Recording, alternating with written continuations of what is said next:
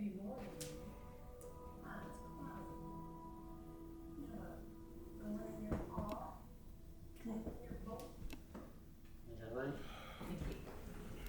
told you, call me Jessica or Jess or Nate or Names.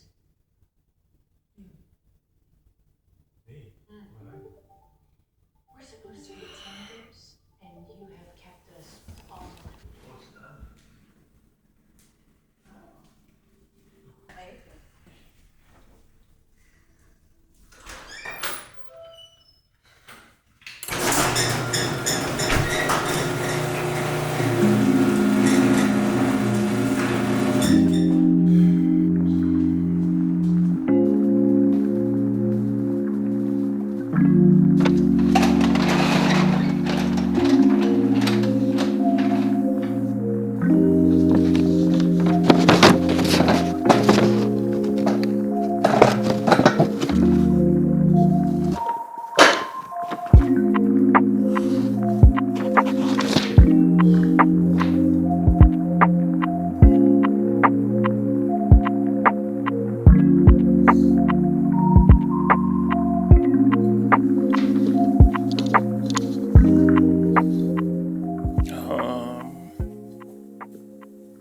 I don't want to make this video. I didn't plan on this being the next video that I made after the last one in this space. But it's reality, and so I just have something that I wrote in my personal time with the Lord, writing, journaling, that I felt led to share. So yeah, it says,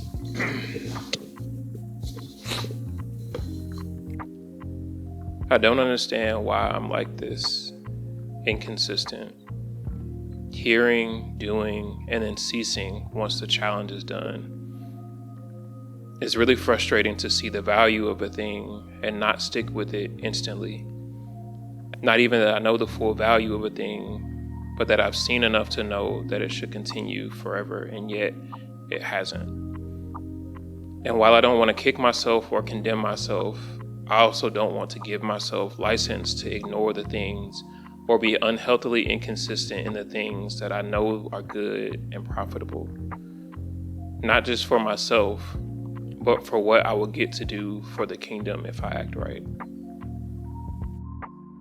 This is a long way of saying that the way I hope to be after the last video that I made in this space, the consistency I hope to have in my workout routine, didn't stick like I hoped. It went like many things have. I'm consistent at the beginning, I feel encouraged by the Lord, and I start really well. But at some point it slips. And it reminds me of the questions that came to me after I read 2 Samuel 12, 5 through 10. And in this account, David is receiving his rebuke, his well-earned rebuke, from Nathan after he has taken Bathsheba and had her husband killed. And in the rebuke, the Lord says, I anointed you king over Israel, and I delivered you out of the hand of Saul, and I gave you your master's house and your master's wives into your arms, and gave you the house of Israel and of Judah. And if this were too little, I would add to you as much more. Now I haven't taken anyone's wife nor killed their husband, but the question fits. When did he take his eyes off the Lord? And the follow-up question is, when did he start believing that the Lord was done giving or unable to give? Better, when did he start to believe that he had it? That whatever he could obtain for himself was greater than what the Lord could offer? In many ways, I take that same position and heart posture when I stop doing the things that God has told me to do. The things that he has been gracious enough to show me are good for me. David had been saved from the hands of Saul numerous times. He had become king, been victorious in many battles, He has seen the hand of the Lord time and time after again and knows the value of being obedient and in position, and yet he got out of position. 2 Samuel 11 tells us that when David saw Bathsheba and took her for himself, he should have been at war. But he was home, possibly choosing comfort, feeling like he had done enough, that while he could go, there were more entertaining things to do at home.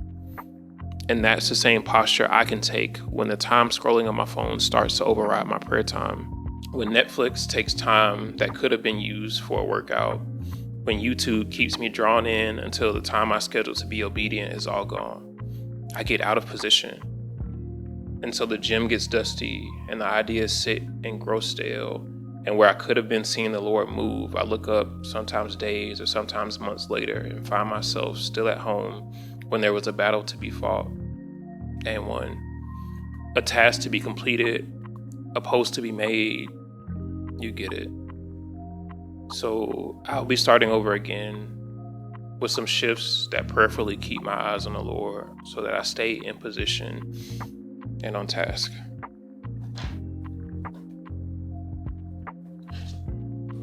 Oh, I took myself out.